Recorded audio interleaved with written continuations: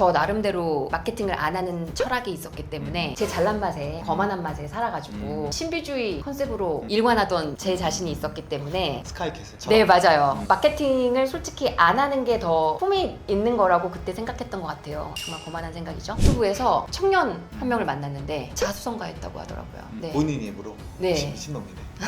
방금 피드백 드린 거 정도만 적용하면은 4배가 아니라 10배, 20배도 진짜 높아질 수 있어요. 10배, 20배 정도 높아졌어야 되는데 4배가 높아졌다길래 뭔가 여기서 문제가 있는 포인트도 있겠거든요. 이것만 짚어드리면 10배 되겠다라고 이제 생각을 했어요.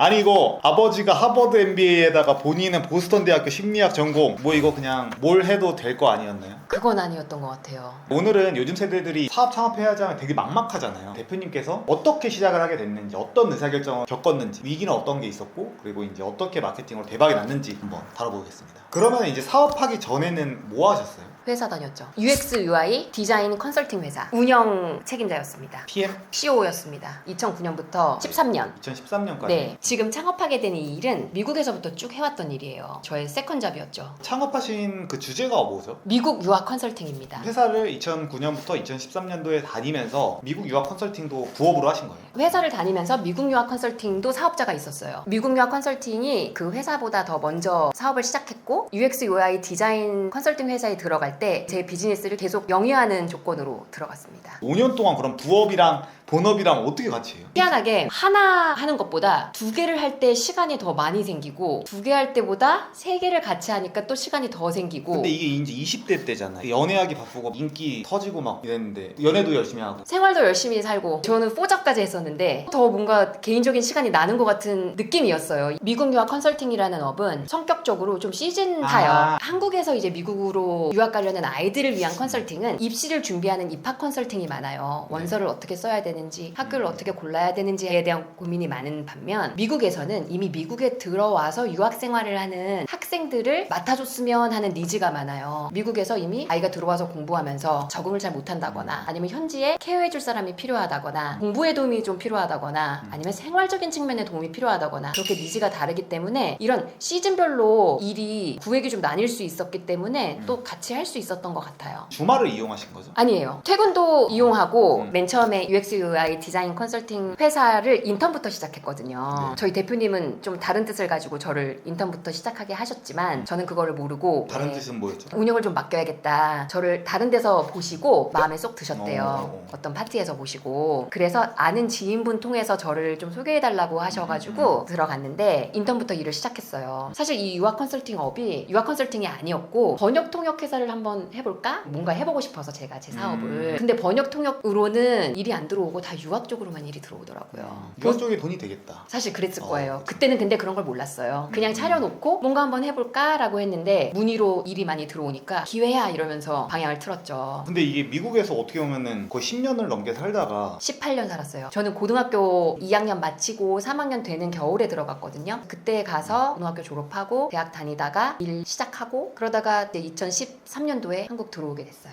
해외 오래 살다 보면 사실 거의 고향이 돼버리는데 또 미국을 워낙 사람들이 좋아하고 근데 한국에 올 때 마음가짐? 귀국하신 게 엄청난 혁신이 있어야 되는데 큰 뜻이 있으셨을 것 같진 않고 지금 90 미국에서 18년 살았잖아요. 그러면서 뭔가 고여있는 물 같은 생각이 들었어요. 그래서 판을 바꿔보고 싶었어요. 지금 당장 만만한 게 원래 살았었던 나라였어요. 그래서 들어오게 됐죠. 그럼 이제 한국에 들어왔어요. 막막하잖아요. 막막했어요. 사실 나름 잘 나가다가 들어와서 제가 생각했던 것만큼 뭔가 술술 풀리는 느낌이 아니었어요. 근데 이게 미국에서 유학 컨설팅을 하면 오프라인이에요. 온라인으로 하는 거 아니었어요? 아. 온라인이면 사실 어디서 해도 상관없는 것 같은 느낌인데 제가 이제 유학 컨설팅을 시작하던 시기에는 지금처럼 온라인이 이렇게 핫하지는 않았던 것 같아요.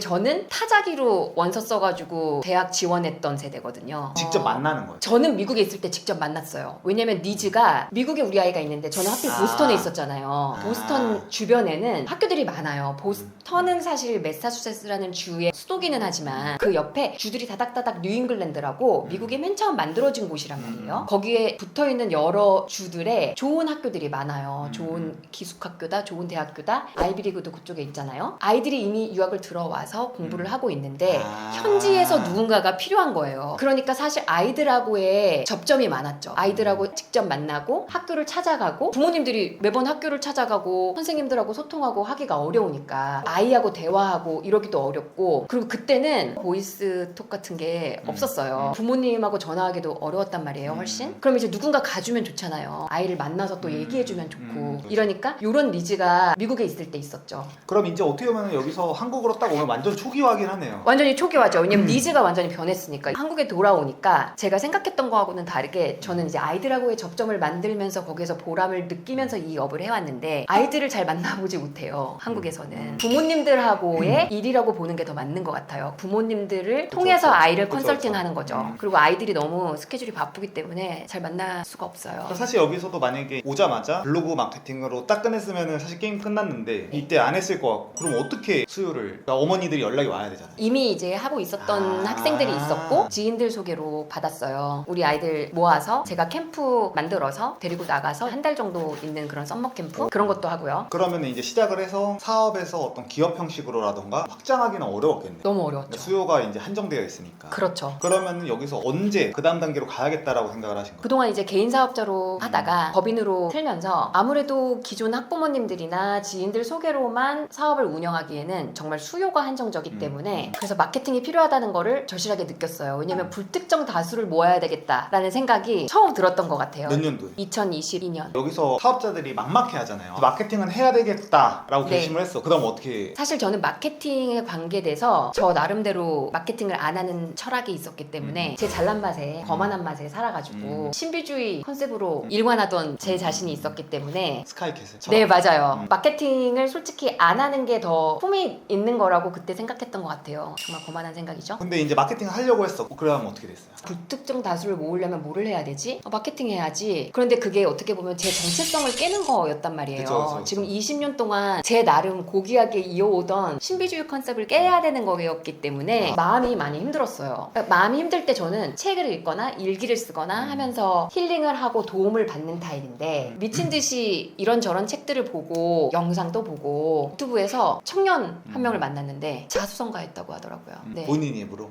네. 미친놈이네. 자수성가했다는 그 청년 마음에 들었어요. 그러면 자청을 본 거예요? 아니면 이상한 마케팅 채널을 본 거예요? 자청을 봤어요. 영상을 보면서 책도 소개를 많이 해주시고 그랬거든요. 그 자수성가한 청년이 책을 역행자? 냈어요. 운명을 거슬러 사는 사람에 대한 책을 냈는데 그 책도 저한테는 많이 저를 깨지게 하는 그런 역할이 되어줬어요. 마케팅을 접근하면서 우선 저를 깨기 바빴어요. 마케팅 해야 된다, 마케팅 하자가 아니라 마케팅을 받아들일 때까지 저를 계속 깨야 됐기 때문에 유튜브 영상이나 아니면 책이나 글 쓰거나 하면서 저를 깨는 과정을 계속 겪다가 역행자까지 딱 보게 되면서 이상한 마케팅이라는 업체를 운영하고 계시고 거기 이제 웹사이트를 들어갔더니 아카데미가 있더라고요. 찾아 이렇게 보면서 알게 된 거죠. 방어 기제가 그냥 한 번에 뭐 마케팅을 깨야 된다 이게 아니라 자청이 뭐 책 추천하니까 그거 좀 보다가 괜찮네 하면서 점차 약간 아니에요. 깨야지 라는 마음으로 계속 본 거예요. 오. 몰랐을 때는 나는 마케팅이 필요해 이거를 아예 무의식의 영역에 담아놓고 겉으로 드러내지 않고 잘난 척하고 거만하게 살 때는 이런 거 필요 없어 라고 정말로 믿는 사람처럼 느껴졌고 그리고 이게 필요하다고 느껴졌을 때는 그때부터 사실 아픔이 시작이거든요. 그 전에는 혼돈 자체니까 아픈지는 모르고 정신만 없고 뭔가를 깨달았을 때 제일 맞아. 이제 아프기 시작해요. 근데 혼란스럽죠. 이제 깨달았으면 근데 뭔가를 해야 된다는 걸 알잖아요. 자존심이 아픈 거죠 뭐. 그쵸. 이건 그럴 필요가 없다는 걸 아는데 그래도 소화가 안 되니까 맞아. 막 책을 보고 글도 쓰고 영상도 보고 이러면서 빨리 가속화하려고 하는 의식적인 행동이에요. 그러니까 깨고 싶어서 더 받고 깨고 싶어서 더 읽었던 시기였어요. 방금 이제 이야기하신 게 마케팅에서 이제 퍼널이라는 게 있어요. 예를 들어서 남녀가 만났어. 첫날에 갑자기 뭔가가 이루어지진 않잖아요. 눈을 보고 인사하고 그 다음에 천천히 이제 대화도 해보고 얘가 이상한 애인지 사기치는 애인지 폭력적인 애인지 이제 알아보고 그리고 얘가 헌신도가 있는지 알아보고 이제 이런 과정들을 거치잖아요. 마찬가지로 자청이라는 사람이 책 추천하고 그렇게 1단계라고 치면은 뭐 점차 가면서 이상 마케팅 아카데미 교육을 들은 거죠. 그럼 마케팅 수업을 듣고 매출이 그럼 4배 정도 는 건가요? 맞아요. 그러면 이 과정에서 깨달음이 있을 텐데 그냥 네. 그거에 대해서 좀 설명해 줄 수 있나요? 자신과 내 사업을 제대로 알리는 거 그거 알리려면 어떻게 해야 돼요? 마케팅을 해야죠. 마케팅을 어떻게 해야 되는 거예요? 잘해야죠. 다 있어요.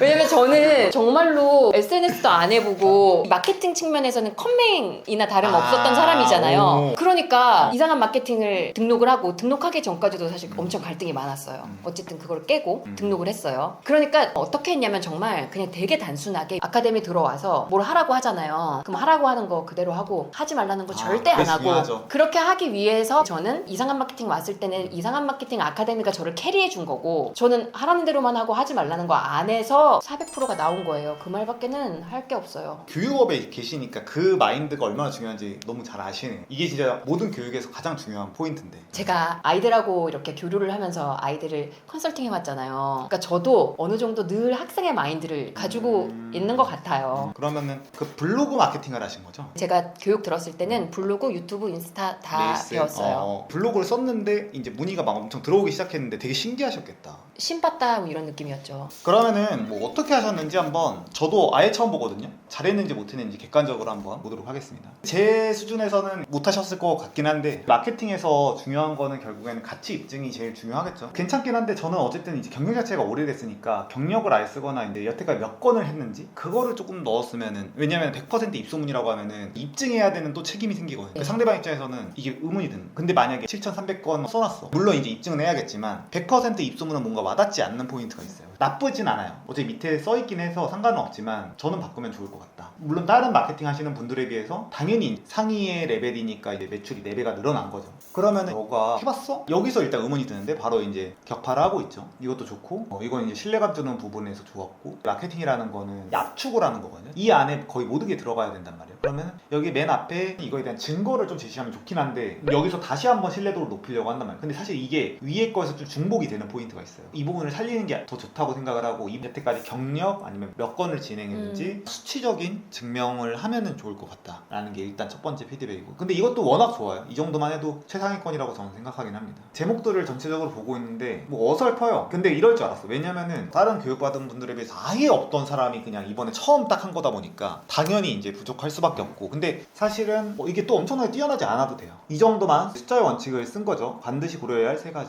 좀 더 위협을 가하거나 뻔한 워딩들은 안 쓰면 좋긴 한데 그래도 이 정도만 해도 뭐 나쁘지 않습니다. 다른 거 봐도 돼요? 왜요?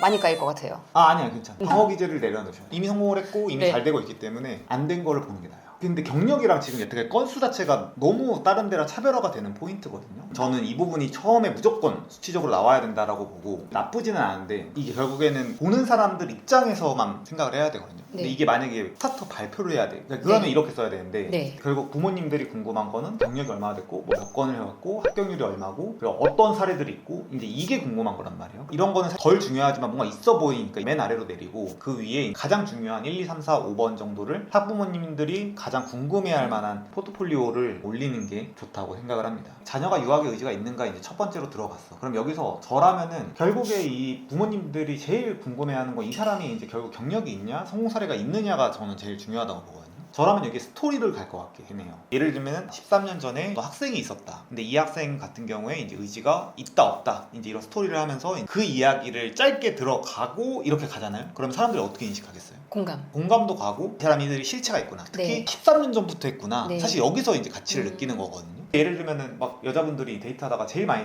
물어보는 게 제일 오래 만난 연애가 몇 년이세요? 라고 물어봐요. 그거 왜 물어보겠어요? 경험이 있는지? 몇 년을 최장 기간 만나보셨어요? 라는 것 자체가 저 6개월도 안 만나봤는데요? 하는 순간 이 여자는 이 남자는 오래 연애를 못하는구나 라고 생각하는 거고 5년을 만났대. 그럼 이 사람 되게 책임감이 있고 되게 그렇구나 라고 판단하려고 무의식적으로 질문을 하는 거잖아요. 그런 것처럼 이 스토리를 통해서 상대방에게 가치를 전달할 수가 있는 거예요. 내가 몇 년을 했고 극적인 사례가 있고 이런 것들을 이제 보여주면 좋죠. 사람은 객관적인 이야기들만 하면 조금 뇌가 지루하기 때문에 스토리를 이야기하면 실제 사례를 이야기하면 좀 더 신뢰가 가고 진짜 이 사람이 실체가 있구나 라고 보여줄 수가 있습니다. 그리고 이제 사진 같은 경우에 이 사람들이 원하는 거는 이런 미국 사진을 원하는 게 아니잖아요. 그쵸? 뭘 원할까요? 합격증? 그것도 좋아요. 결국에는 그 심리파, 본능 분석과 반박 제거 이 영상 꼭 보시면 좋은데 네. 이 사람들이 원하는 건 좋은 대학 가는 거, 여기가 실체가 있는지 이제 이런 것들이 궁금하단 말이에요. 그래서 이 원장님이 거기서 상담하는 장면을 GIF 파일로 맨 위로 올린다던가 그러면 이 사람이 되게 관상도 좋고 되게 신뢰감 있는 사람이구나 라는 걸 이제 느낄 수 있고 어필할 수 있는 포인트들이 되게 많은데 이런 사진들은 아예 의미가 없는 거죠. 뭐 블로그 상위 노출을 위해서 사진을 넣어야 되지만 거기서 좋은 카드를 쓸 수 있는 상황에서 안 쓸 이유는 없다는 거예요. 방금 피드백 드린 거 정도만 적용하면은 4배가 아니라 10배, 20배도 진짜 높아질 수 있어요. 왜냐하면은 저희 수업을 들었으면 10배, 20배 정도 높아졌어야 되는데 4배가 높아졌다길래, 물론 일반적인 사람들 입장에서는 대단하지만 뭔가 여기서 문제가 있는 포인트들이 있겠거든요. 이것만 짚어드리면 10배 되겠다라고 이제 생각을 했어요. 그거를 말씀을 드린 겁니다. 이렇게 제가 알려드린 대로만 하면은 진짜 10배까지도 더 높아질 거라고 확신해요. 이렇게 해보시면 좋을 것 같습니다. 감사합니다. 오늘 엄청난 20대부터 막 포잡하고 난리가 나셨습니다. 물론 제가 뭐 사업 고수는 아니지만 사업이라는 건 결국 본질을 하나 만들어내고 마케팅을 하면 날개에 붙인 듯 나가는 거죠. 자동차 같은 경우에도 앞바퀴 뒷바퀴 하나 없으면 안 되잖아요. 그래서 이 두 개가 있어야지 굴러갈 수가 있는 건데, 본질은 너무 좋으셨는데 오랫동안 컨설팅도 해오시고, 근데 마케팅이 이제 안 돼서 느리게 갔던 건데 이 두 가지가 갖춰지니까 이제 잘 나아가실 수밖에 없는 상황인 것 같습니다. 워낙 뭐 열정도 높으시고 이제 인생에서 승리만 남았습니다. 네. 감사합니다. 소감 있으신가요? 자청 대표님 통해서 또 역행자 읽고 이상한 마케팅 아카데미까지 듣게 된 사람이잖아요. 그래서 이 자리에 앉아 있는 것 자체만으로도 너무 영광이죠. 행복합니다. 항상 좋은 일만 있으시고 영상 보시는 분들도 좋은 일만 있으시길. 영상 봐주셔서 감사합니다.